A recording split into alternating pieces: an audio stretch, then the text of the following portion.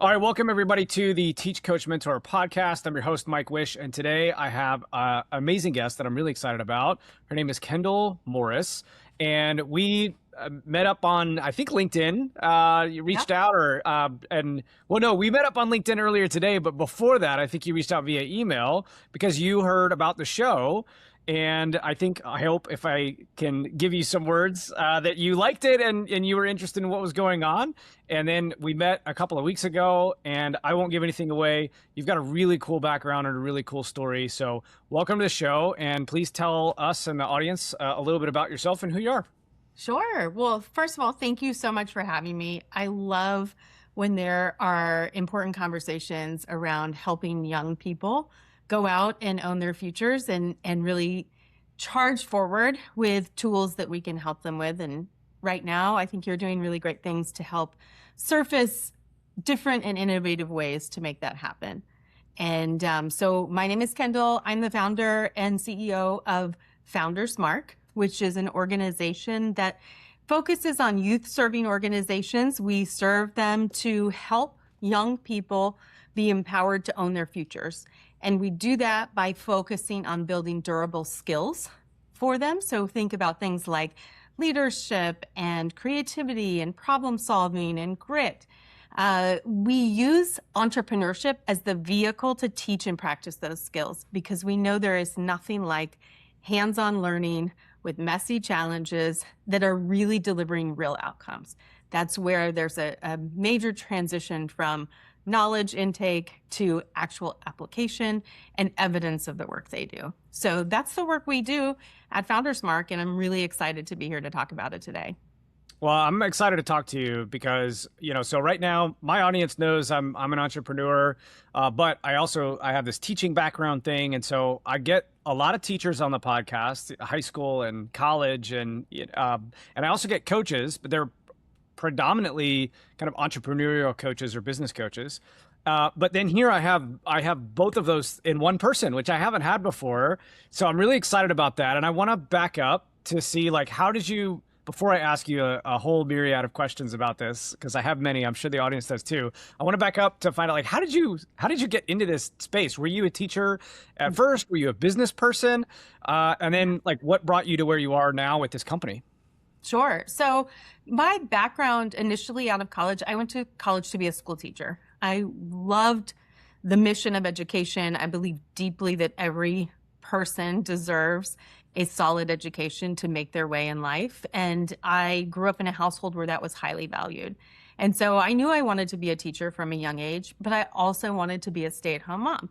And so first, graduating college, I taught for 3 years. I loved a lot of aspects of it. There were some aspects of it that I didn't love. But then I started having a family. I have 3 kids. And at that time, my husband and I made the decision that I would stay home with the kids, which was really generous of him to be able to support us because I put a lot of pressure on him. But for me, it was exactly what I wanted to be doing. However, just randomly, with no background, no experience, really no business doing this, I decided during the time that I had a 3-year-old, a 2-year-old, and a newborn that it'd be a great moment to start a company with no experience and no knowledge. Perfect timing. As you do. Yeah, we all do. Yeah, absolutely. But you know what? There's nothing like diving into the deep end of the pool. And I did have this wonderful grace of my husband supporting our family. So unlike a lot of people who start businesses, I did not have to make it work to support our family day one, month one. And so I will cut to the short of it. It failed. But as many do. It was probably akin to getting my master's degree or getting the most useful practical skills that I would go on to use for many other parts of my career. Yeah. What I started with was a little gift company. Fun fact, I was selected to be on the first season of Shark Tank when it came out. Now looking back on it, I'm so grateful that I said no for 2 reasons. One, they would have eaten me alive. I didn't know a thing, right. And they would have had a heyday with me. But 2, the contracts for it at the early stages were really stringent, and they were actually taking a percentage of your future businesses, even if it wasn't attached to that.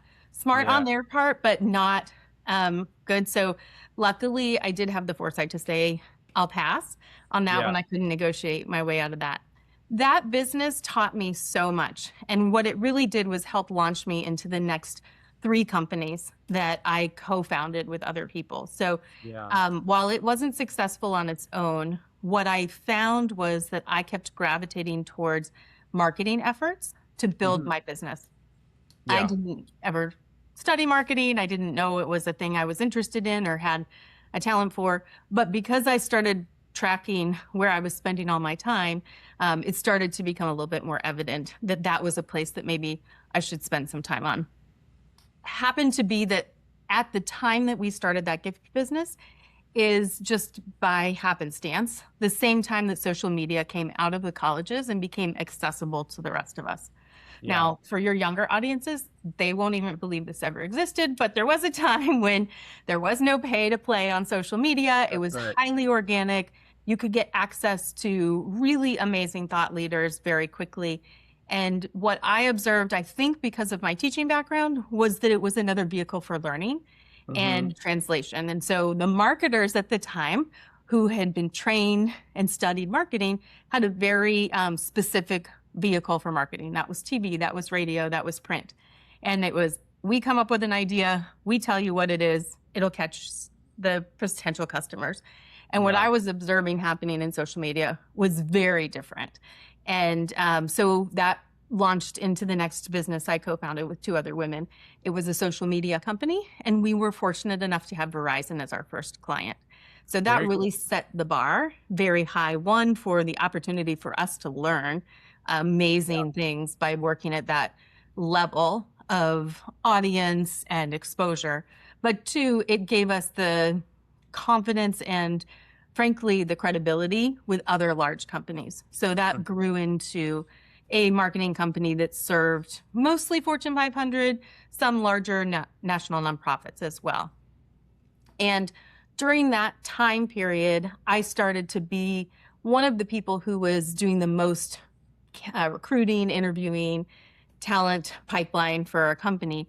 Our company was fast growing. It was maybe not as organized as some of our major, Fortune 500 clients were. And what was happening was, as I was looking at people on paper, I would see resumes that looked really good, meet them in person. They were kind, smart, great, but I couldn't hire them for our jobs. And they didn't have the skills that translated into jumping into the business and helping us right away. And I thought that was really frustrating, but honestly, at the time, I thought, well, this is just our fault. We aren't organized. We don't have a great talent recruitment. We don't have a great pipeline of training and onboarding. So we are not organized enough to help these people enter the workforce. But because Fortune 500 companies were our clients, I got to meet with leaders of those companies and started to hear that they were having the exact same talent gaps, but they had really robust training programs. They had all the infrastructure and support. So what that led me to was a recognition that there was a gap, and something that when I looked at my career, I felt very empowered to go out and have opportunities at a lot of different places because I had had these experiences that helped me just decide I could figure it out and I could learn. At the same time, I was in my early 40s, and a lot of my peer group, my friends, were in jobs that they didn't enjoy. And they were kind of looking around and saying, well, I don't really know how to get out of it. I don't know how I would make a leap at this stage in my career. I've invested so much already. So I guess I'll just kind of like stick through it for the next 20, 25 years until I can retire. And so this early stage person coming into their career and this mid-career person, both were having these challenges that I thought, gosh, if they had this broader skill set that was more adaptable, it would really give them confidence to navigate having a life that they wanted and chose. So went on to continue to start a couple of other companies with other people in this process, but the wheels were churning. And we started our first project with my 3 kids. My husband and I decided that if they could start and run a company before they graduated college, that would be a great education in our minds. We kind of thought, How old were they when you made this decision? middle school, and Okay. maybe the oldest might have been a freshman in high school. Okay. They're pretty close together. They're like 3.5 years apart. So Yeah. I thought they'd all do their own. They ended up deciding to do it together. That's actually super cool. Right? Yeah. Was. And I you love know that. what's cool about it is when you're a parent, you see your kids through the lens of like in our home, in this Mhm. environment, in this structure, maybe on a sports field or whatnot. But you don't see them in the stressors of a business and a work environment, how they show up. Yeah. And you don't usually get the opportunity to coach them in those moments. And so Yeah. that was a really huge gift for us. One, it was so exciting to see just how their dynamic shifted and how they figured things out. But two, to Yeah. be able to say, okay, in this moment, let me help you think through this. My husband says this often more recently, which I think is really fascinating. As parents, we pour everything into our kids, Mhm. and you're willing to kind of do all the things. You'll drive them to sports, you'll take them to the extracurriculars, all the things. And then they go to college and you're supporting them through that. And he said, our middle son, he was applying to jobs, his first career job out of college last year. And he said, all of a sudden I realized I can't be there to help him when he has to interview, when he has to Yeah. respond. Like it's kind of up to him at this point. And Right. so, but we don't really give them a lot of experiences where we can coach them through that beforehand. Yeah. So it was for us this eye-opening moment to say, oh, wait, what if we created an environment where they could be coached through that? They could deal with real risk, real reward. And so that is where Founders Market was born. It started with our kids doing a company. I never Yeah. go further than that. And I had a client, Amy Heidersbach at Capital One, just pushed me and said, you have to figure this out for other kids. And so we started really slowly and organically and tried to figure out, would other kids even want to do this? And if so, would it be successful? And Yeah. it's moved from some test pilots in the early days where I was the teacher, and Yeah.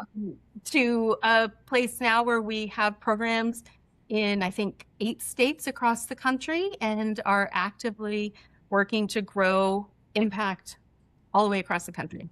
Well, that's amazing. My daughter has been bugging me to do a hot dog and lemonade stand, and I think we've got some time this summer to do it. I'm really excited to make her sit down and budget it. She has her own money that she's saved.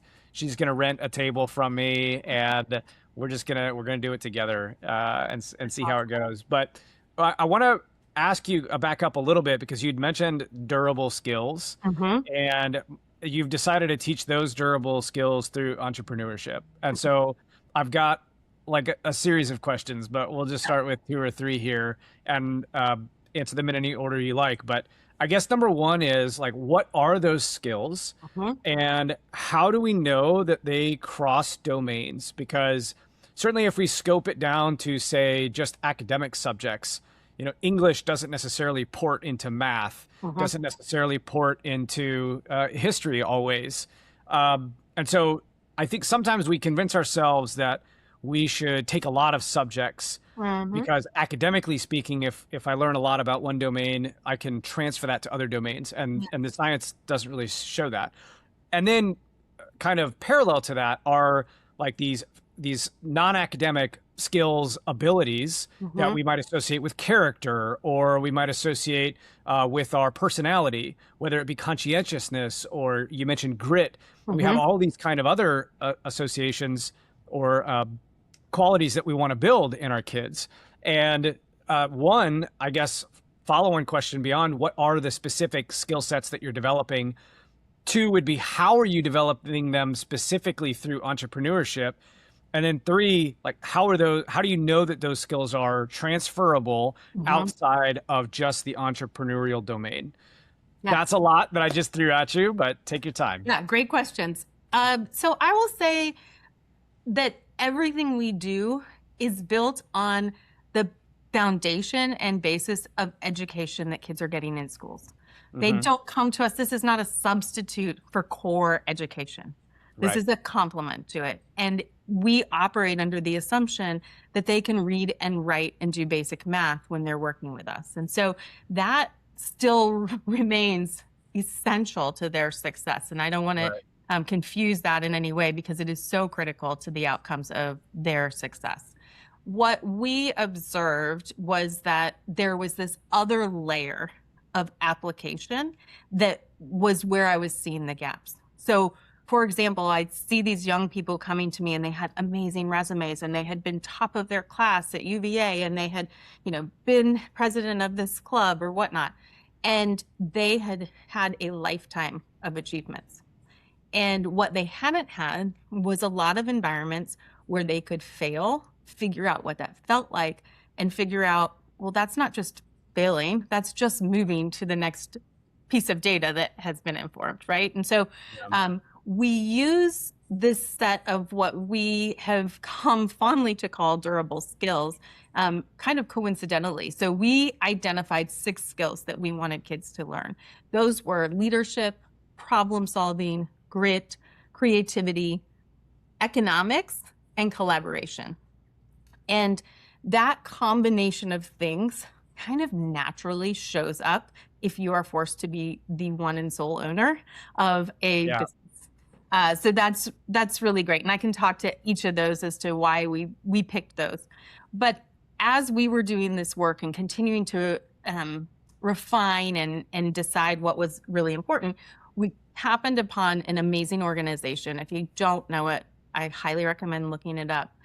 It's called americasucceeds.org.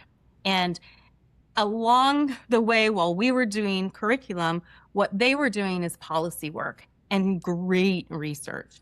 So they have actually gone out and scoured something like 76 million job requirements and postings to get hard data on what are employers looking for. And 76% of that 76 million job postings listed durable skills.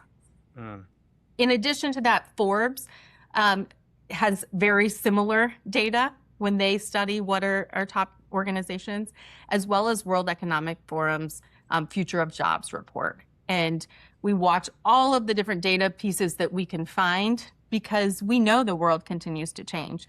And we don't want to stay stuck on what was true 10 years ago. We want to keep evolving so that we're helping young people meet the moment and keep growing. What we love about durable skills, and the name durable, I think, says it, is they do endure. So I can change states, I can change industries, I can change career paths. And no matter where I go, these are universally valued and prized skills, in addition to the fact that over the time period that we have been doing this work, we weren't talking about AI. We weren't talking about what was going to happen and what jobs would be taken over by technology.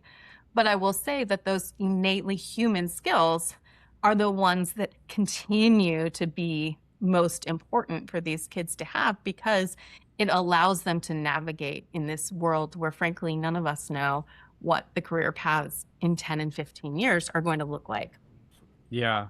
So maybe instead of going through all 6 durable skills, maybe just tell me how you inculcate one of these skills into kiddos. Like grit stands out to me. Yeah. There's a great book by Angela Duckworth, I think, called Grit. Phenomenal, but I haven't read it in quite a while, so I might butcher this, but I don't recall in the book, and maybe she addresses it, correct me if I'm wrong, if she talks about how to train people to have grit as much. And so I'm really curious about your thoughts on that. And then more specifically, how do you do that with a kiddo? And then probably even more challenging than that is what if that's not something that they have and they're having trouble developing it? Because it's these compounding sort of things that, like, if you have a lot of money, it's easier to make more money. If you have a lot of strength, it's easier to get stronger. But when you're just starting, and if you're kind of missing this quality, or you haven't developed it yet, like, how do you get the kids the confidence to grow it? Like, what kind of activities do you emphasize with them, and how do you actually build the thing, especially again for kids, or for kids who are struggling with it? Sure, that's a great question. So I actually had the great fortune to hear Angela Duckworth just a month or two ago at a conference. Oh, that's amazing. I love her research and I love her work. Um, Yeah. what I will say, I think has been core to us being able to develop grit in young people. If we have a cohort of kids that come in to do our program, you're going to have every spectrum under the rainbow of readiness, whether Yeah. it's academic readiness, whether it's interest, whether it's exposure. Maybe they have parents who have run their own business. There's a wide spectrum, and we just want to take every single one of them where they start and help accelerate their path forward. But what Yeah. I find with grit that is the most beneficial way for them to develop that skill is that we take them through a journey and basically a path of problem solving. They are starting from concept number one, like, let me think of an idea. We walk them through, break it down the steps. By the end, they're selling to their first customers. Hmm. That's the goal in our level 1 program. What is key to their success of developing grit is that they do something that's age appropriate, that's situationally appropriate, and that they select, that is their interest. And the reason that matters so much is if I had all these kids in the program and said, hey, come up with your wildest, greatest creative ideas, most of them are not executable for those kids at that age and stage of their life. I don't want them to quit soccer. I don't want them to have to go get investors. I just want them to learn the methodology of solving problems. And I want them to bump up against challenges that are containable challenges, right? I don't want them to have lost all of their family's fortune.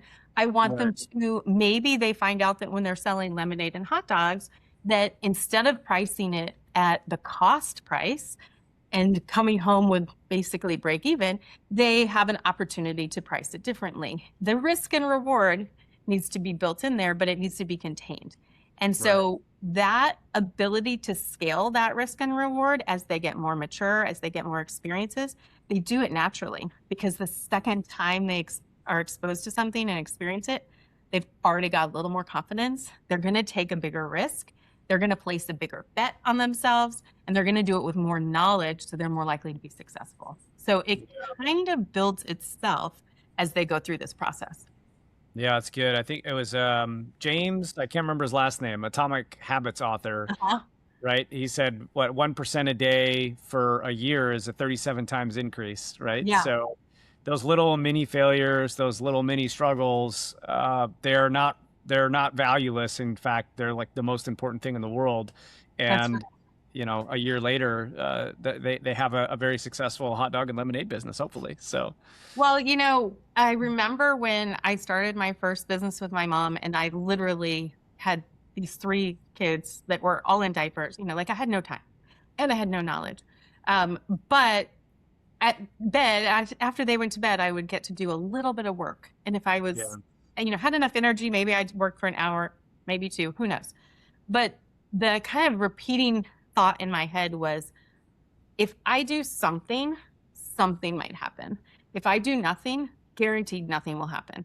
And so I was willing to take it step by step slowly, because I thought it was interesting to see what would happen going through that process. And so that incremental, like you're saying, 1% change, 1% improvement, when you look back over a year, it's amazing what that built up to. Yeah, absolutely. So this is a shameless plug on my own podcast for a book that I'm writing called Dangerously Capable. And this is based off like a set of kind of values or principles that I picked up, I think, as I was looking back on my life, and then also as I entered the entrepreneurial process. And so I just would love to hear your thoughts on kind of the 3 main ideas of the book, which is number 1, that you have to be aggressively curious, which is what it sounds like, if I may, you were when you were building that first business. Number 2, you have to experiment joyfully, which is the failures that we're talking about aren't really failures. They're lessons, and every failure is a chance to learn. And I think if you go into that knowing that failure is on its way, that you can actually enjoy the process of failing, right? You can actually come to be surprised that something didn't work out. And then again, go back to the first principle, just be intensely curious about why it didn't work. And in that, find joy through the process. And then number three, you have to get a little obsessed. I always hesitate to use the phrase get obsessed because you can run into burnout. You can get dangerously obsessed with something. You can turn, what should be moderate, acceptable risk decisions into gambling, which is bad, right? You don't want to lose your family fortune. But those are the three kind of themes that I noticed in all successful people that I've met, no matter what domain. But it really became very obvious and kind of vivid to me as I started working with a lot of different entrepreneurs that they're very curious about marketing, about the production line, about everything that was going on in their business. That they were willing to experiment. We're not gambling, but we don't mind trying new things and then watching it fail and then learning from it. And then most importantly, I think we get a little bit obsessed. And some might call it passion or incredible excitement, or I think the word you used is interest. It has to be something that you're interested in kind of intensely. So I don't know what you think about that or how those fit into your durable skills. Would love to hear your thoughts. Yeah, I think those are really great principles because they are places where that's where you turn inward to the individual. And what Founder Smart does is creates a framework to learn the process and the methodology, but without the individual bringing the magic, it doesn't go anywhere. And so that idea first of curious, right?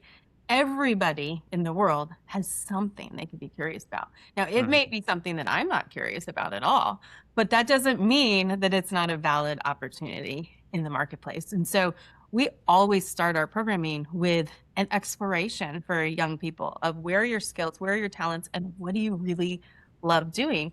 If you got to stay home all day, every day, summer vacation is a perfect time to do that, right? What would you do if nobody told you couldn't do it? That's part of where you're pulled to. What are your interests, right? And so getting to really explore that and dive deeply into that. The fun thing about that is that anybody can become an expert at some of those things because they're willing to put in so much more time and curiosity than the general person. Yeah. Right? That allows them to start to elevate their knowledge and offer something of value. Yeah. One of the things I worry about, I think in the age of social media, is that you look online and you see so many successful people and it seems like you're crowded out, right? Like, oh, well, I can't go into the hot dog business because look at all these already successful hot dog businesses. And all you see are the winners, if you will. And it gives you this perception like, well, there's no space for me. And yet new businesses are starting up all the time in what we might consider crowded niches or in areas where there are already, successful and big players, and yet people and businesses are finding success. So I don't know, how are kids dealing with that? If that's a problem that you see them having, hopefully they're not on social media, but I don't know. I know probably many of them are, but that's an area that at least, on the personal side, I see a lot of kids struggling with because you're only seeing kind of the perfect versions of people. And then on the business side, I've worked with so many, mostly adult entrepreneurs on in my coaching program, but where it's like, well, I can't go into that. And, it's already full, right? Yeah, there's no space for me. So do you see that from kids, or are they kind of oblivious to it? How does that play out? I think that's a great question. There's twofold to that in my mind. Number one, I often will ask kids to think about places that don't have a lot of rules yet.